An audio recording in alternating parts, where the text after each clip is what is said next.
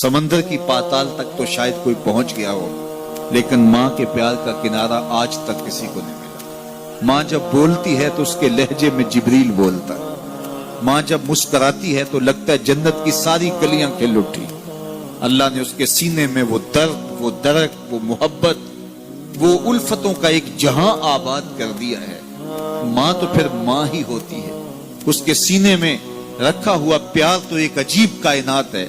तड़पती हुई ममता एक अलग ही जहान है। कभी आपने देखा हो कि बच्चा घर से निकलता है, दुनिया की बड़ी बड़ी दानिशगाहों में उसका इंतजार हो रहा होता है, लोगों को अक्लो बीनिश सिखाने जा रहा होता है। उसकी एक एक बात को लोग मोतियों की तरह झोलियों में डालते हैं और दुनिया की दानिशगाहों में, यूनिवर्सिटियों में और दरसगाहों में लोग उसके मोतियों जैसे जुमले सुनने के लिए बेताब होते हैं कि ये अक्लो बीनिश का मुरक्का है, ये फहमो इदराक का पहाड़ है, इसकी बातें जिंदगी गुजारने का गुर सिखाती हैं। तो लोग सीखने के लिए जमा होते हैं। लेकिन वो शख्स जब घर से निकलता है तो माँ कितने भोले अंदाज में कहती है, पुत्र जरा सड़क ध्यान से अबूर करना। जो दुनिया को अक्लो बीनिश का सबक सिखाने जा रहा है, उसको ये भी नहीं पता कि सड़क कैसे अबूर करनी है। लेकिन माँ के प्यार का रूप है, ये माँ की मोहब्बत का तेवर है, ये उसकी उल्फत के रंग हैं। और जब तक बच्चा घर पलट नहीं आता, बेटा वापस नहीं पहुंच जाता, माँ के दिल में खटका रहता है और वसवास में रहती है और बेटे के लिए दुआएं मांगती रहती है कि मेरा बेटा खैर से घर पलट आए। माँ के सीने में इतना प्यार क्यों है? दुख झेल लेती है, तकलीफें गवारा कर लेती है।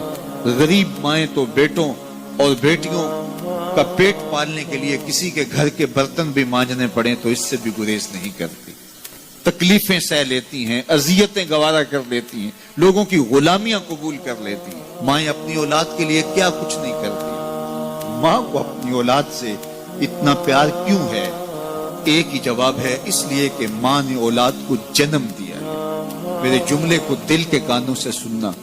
जिस माँ ने जन्म दिया है वो इतना प्यार करती है, तो जिस रब ने खलक किया है वो कितना प्यार करता है। जन्म देने वाली के प्यार का ठिकाना कोई नहीं, तो जो खलक करने वाला है उसके प्यार का अंदाजा कौन कर सकता? तो माँ गवारा नहीं करती कि मेरा बेटा भूखा रहे, तकलीफ में रहे, बेटा भूख में तड़पे, तो माँ बेचैन हो जाती है। तो जो 70 माओं से ज्यादा प्यार करता है, उसने कैसे गवारा कर लिया कि मेरा बंदा भूखा रहे? सहरी का खाना खाया है, कड़कती दोपहर है, बरसती गर्मी है, जुबान पे पिपड़ी जम गई, हलक खुश्क हो गया, खाने के लिए पीने के लिए सब कुछ मुयस्सर है, लेकिन कहा नहीं एक घूंट भी नहीं लेना। वुजू करते भी एहतियात करना है, हलक से नीचे कोई कतरा उतर ना जाए, कुछ खाना भी नहीं। 70 माओं से ज्यादा प्यार करने वाले रब ने ये कैसे गवारा कर?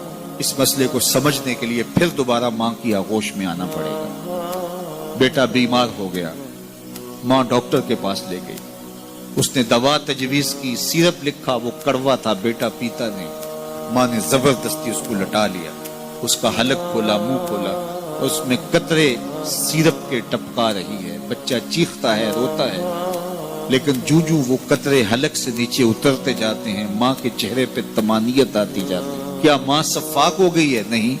माँ की ममता छिन गई? नहीं। वो जो बेटे की आंख में आंसू नहीं देख सकती थी, वो तड़पते हुए बच्चे को देख के मुतमईन क्यों है? क्या माँ की ममता रुखसत होगी? जवाब नहीं। तो फिर क्यों माँ इतनी खुश है? कहा बेटा नहीं जानता, माँ जानती है।